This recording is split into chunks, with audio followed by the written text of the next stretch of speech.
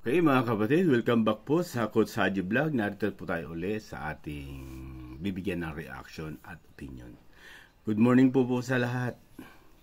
Sa mga iba't ibang uri ng dako na iba-ibang kultura, kung tanghali o gabi, magandang gabi po at magandang tanghali po sa inyo lahat.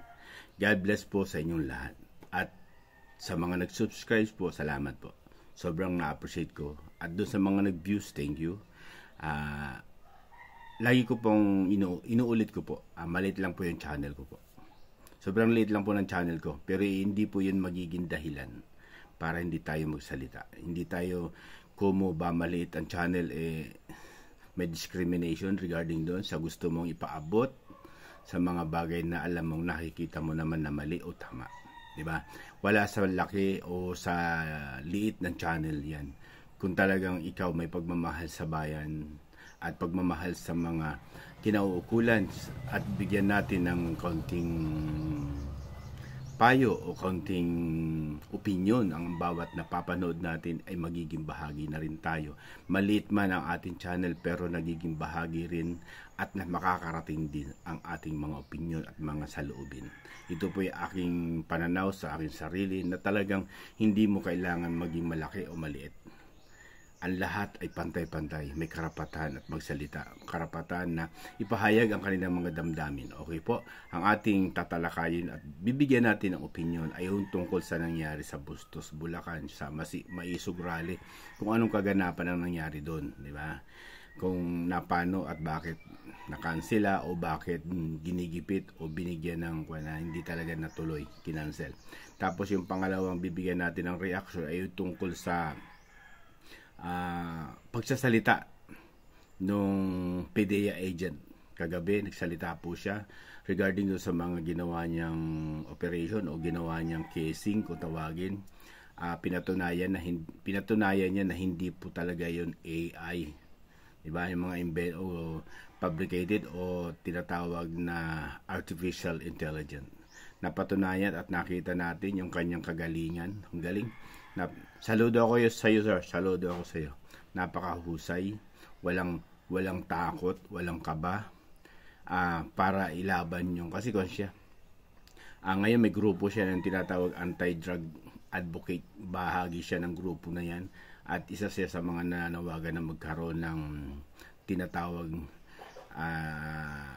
drug test sa ating kay BBM. Yung sa folic hair drug test. Yun isa sa mga panawagan nila. Bali sa bukas ata at 30 mayroong gaganaping hearing sa Senado base doon sa kanyang mga isisiwalat. Okay? Unahin natin yung sa Bustos, Bulacan. Maraming salamat po sa mga nagbigay ng ganitong klaseng pagkakataon at nagkaroon tayo ng pagkakataon na makita yung mga dapat na kaganapan na hindi naman talaga pangkaraniwan. Nakita natin kung papaano pigilin, papaano harangin, naglagay ng mga barricade sa kalsada na hindi naman normal sa isang parte na gawain, di ba? Ito, base sa akin nakita, ay talagang sumusunod lang talaga. May nagmamando sa taas di ba? Sumusunod lang siya sa isang parte, pero yung local government dyan, LGU dyan, nagiging ignorante rin. Nagiging ignorante sa pangunguna ng mayor. Kung kasi po ito karapatan ng mga mamayan na magsalita, karapatan ng mamayan na kung ano man ang kanilang saloobin. Hindi niya na, bali ang kanyang katuwiran base doon sa nakita natin para wala daw kaguluhan mangyari. Bahagi yun ng kanyang pero anong kaguluhan ng mangyari mapahiyapa nga po. Hindi pa nga nangyayari tapos yung abogado doon, di ba? Ng may-ari. Ang napansin ko doon, di ba? Kumpas siya Siya yung abogado ng isa sa mga pinagkakatiwala kasi yung pinakamay-ari daw na siya hindi yung kanyang sarili medyo hindi na niya yung kasi siguro dala ng katandaan. Isa sa mga kamag-anak ata representative yung may-ari na yun. Para bang abogado lang kita, di ba? Pero kung makamando doon sa may-ari, akala siya yung may-ari, di ba?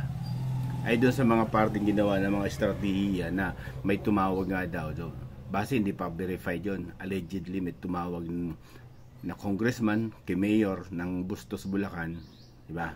Parang siya talagang pinagplanuhan.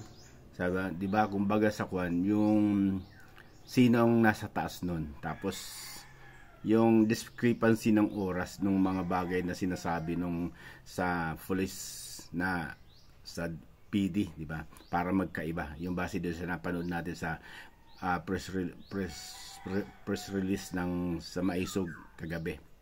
Diyan sa May San Juan, magkaiba yung discrepancy ng oras kung papaano, 'di ba? Kaya 'yon, mga bagay na 'yon, base sa napansin ko, ay talagang pinipilit ng base doon sa napanood natin, talagang pinangalanan nung conveyor ng Maisog Rally na talagang nagmumula daw sa Malacanang yung atas o yung pressure, kasi tinawagan yung may-ari, di ba?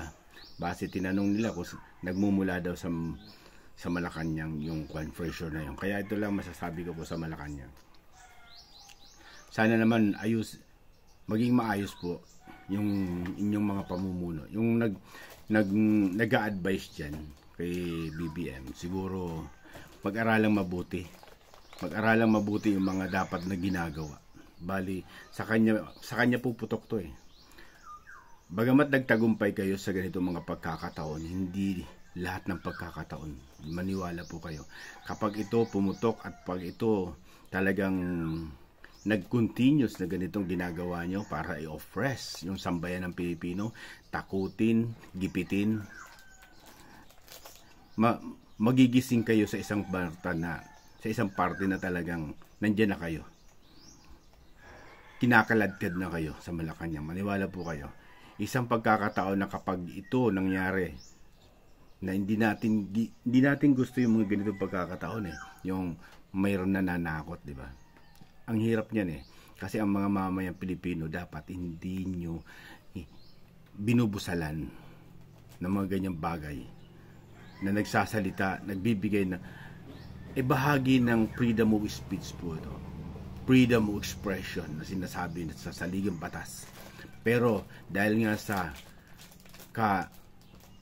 ang tawag dito parang kaignorantihan sa batas ng mga nagpapatupad dito at nagbibigay ng atas para pigilin, ay parang pag-aral pong mabuti yung mga ganung bagay. Nasa garantiyan ng saligang batas natin na magkaroon ng ganyang rally na kahit unang-una, kung siya private location. Hindi na kailangan ng permit na mula sa LGU. Pero bakit gumawa sila ng hakbang para makipag-coordinate sa LGU? Dahil gusto nilang itama. Gusto nilang sa mga nangunguna sa Maisog, gusto nilang bawat galaw nila nasa tama. Pero bakit nangyari yan? Dahil nga sa may pressure sa taas. Ano ba? Ito ang tanong. Ano ba ang kinatatakot nyo? Sabi nyo, nilalangaw yung Maisog. Walang umaaten. Tapos sasabihin, napakahina na ng mahina ang Maisog. Matanda na si Tatay Digong. Anong kinatatakot nyo kung mahina pala? Bakit kailangan yung pigilin? Mahina pala sila. Wala pala, nilalangaw pala. Bakit ganun? Diba? Yun ang malaking tanong. Anong kinatatakot nyo sa ganung mga bagay? Diba? Kung talagang mahina, bakit kailangan yung pigilin? Bakit nyo kailangan gipitin? Diba? Yun ang isa sa mga malaking tanong. Ibig sabihin, malakas. Dumadalo yung lakas. Natasampal sa kanila. Yan ang ibig sabihin nun kung bakit nila pinipigilan.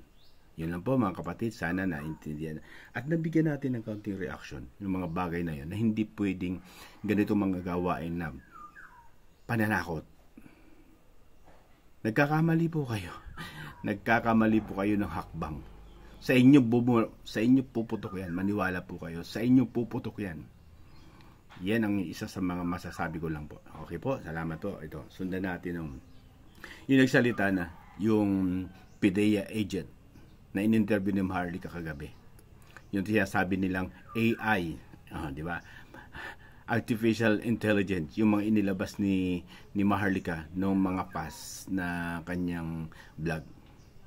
At nirebank, di ba, ng PDEA na ganun nga sa pangungunan ni Lasso. Tapos nasundan pa ng DILG. Okay. Yan, ganyan. Sige po. Pakilagay na lang po dyan. Tapos yan, nasundan pa ng pahayag ng DILG na si Abalos na huwag daw maniwala sa mga ganong klase dahil fake news. Eto, di ba? Nagsalita na kagabi. Ano po masasabi niyo po doon? Mismong yung PDEA agent, si Jonathan, di ba? Jonathan Morales, ang nakaperma doon. Nagsalita na siya mismo. Mula sa kanyang mata, nakita niya kung sino binerify niya doon sa mga sa nagre-report sa kanya. Tinanong niya kung sino yan, pinangalanan, kilala mo, ganyan, di ba? Mula sa kanyang mata, nakita niya na talagang may picture nga daw. Sabi nga ng PDEA agent, 5 klaseng picture na magkakaiba yung lokasyon, kung magkakaiba ng mga gawain. Okay. Ayan. Kakakapariya nga po. Wala. 1,000. Ganun po. Oo. Ano na, amana ko. Hindi po, okay lang po. Okay lang po yan. Sige po. Sorry po. O ganun lang po. Sige, te, pasensya na po, te. Ganun po, ganun, di ba? Ganun ang mga bagay na napansin natin, di ba? Na talagang hindi talaga siya AI.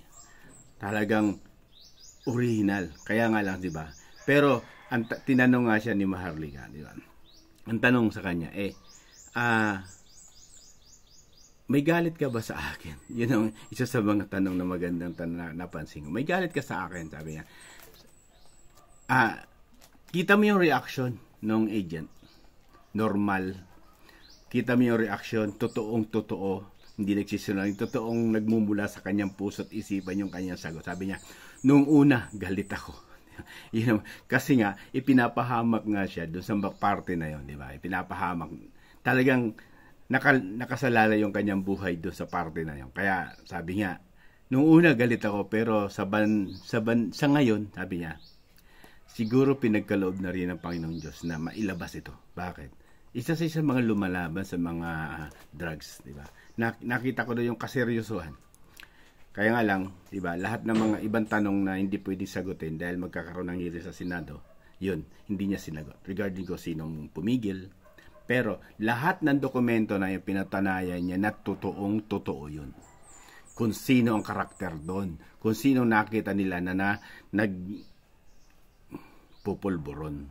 At pinangalanan niya, at doon sa tanong na pinangalanan ni Maharlika, pinatunayan niya rin. Ito ba nakita mo si Maricel Soriano? Nakita mo ba si Bonget?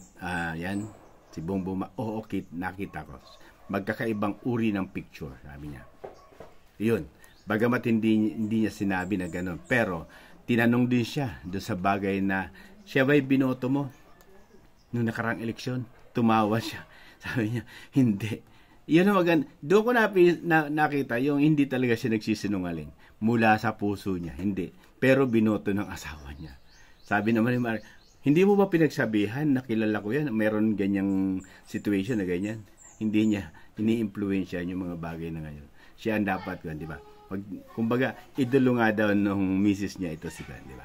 Kaya hindi, bagamat, kahit yung kanyang mga kasamahan sa ngayon, hindi niya ini-influensya na ganito. Hindi niya minamarites ba na ito, hindi niya sinasabi yon.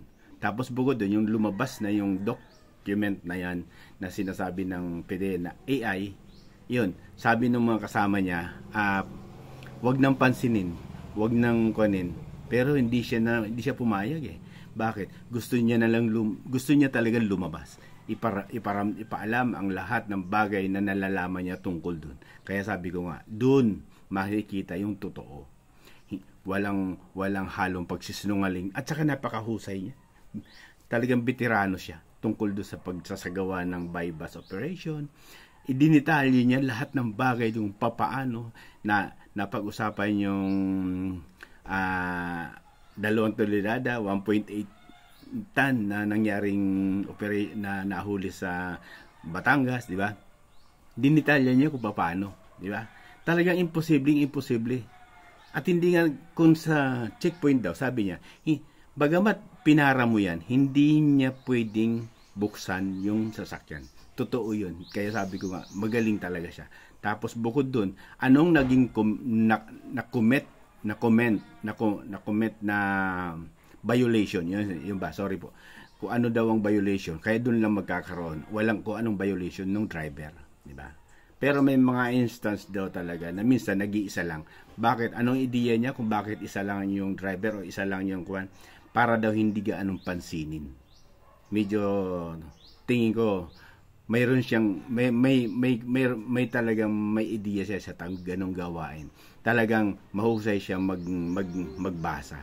May mga pangyayari daw talaga na minsan isa lang para hindi gaanong pansinin ng mga otoridad, yung mga dadaanan. Hindi katulad daw ng maraming sunod-sunod magkakasama, pansinin, di ba?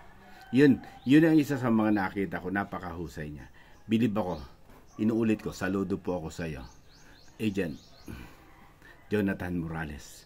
Napakatapang nyo po. Napakatapang nyo na ilahad nyo po yung ganung mga bagay na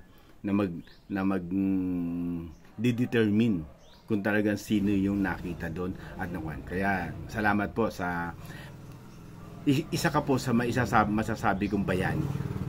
Bayani ng sambayan ng Pilipino. Bagamat bagamat napakalaking hindi ordinaryong tao ang binabangga. Isa sa pinakamakapangyarihan dito sa Pilipinas at isa sa pinakamataas na panunungkulan dito sa ating bayan, pero hindi siya natakot lumabas. Ito yung masasabi natin na talagang bayani ng sambayan ng Pilipino para matuldukan na itong mga bagay na nangyayari sa atin na laganap ang ipinagbabawal na gamot. Talagang mayroon siyang kapasidad, mayroon siyang integrity na makikita ko na talagang matuwid na lumalaban at dating nanunungkulan sa pulis, naging agent, matuwid siya. Doon natin makikita. Talagang napakahusay mo, sir. Salamat at God bless. Sana ingatan ka po ng taas. Sana maisalaysay mo sa Senado sa itong April 30 yung lahat ng yung nalalaman. Mayroon pa siyang may sinabi doon marami pang pangalan ang lulutang doon. Yun. Kaya sana naman maging maayos po ang kanyang buhay at ang kanyang pamilya. Ilayo niyo po siya sa ikapapahamak niya. Yan lang po mga kapatid, sana nabigyan natin ng konting reaction at pagkakataon yung mga bagay na nagaganap sa ating bayan. Hindi po, maniwala po kayo, wag niyong ubusin ang pasensya ng sambayan ng Pilipino. Maniwala po kayo. Ang mga Pilipino mula pa noon talagang hindi mo kayang takutin yan. Hindi mo kayang supilin yan. Yung inilalaban nila, alam niyo po mga kapatid, yung inilalaban nila ay laban ng buong sambayan ng Pilipino. Kaya marapat lang na ating suportahan. Salamat at God bless. But lagi kong sinasabi po, pag mali, mali. Pag tama, magsama-sama tayo. God bless, God bless, God bless. Pagpalain po tayo ng ating Panginoong Hesus. At sana, pagpalain tayo ng Ama upang mabigyan tayo ng sapat na kalinawan ng ating kaisipan. God bless po sa lahat at maraming salamat po.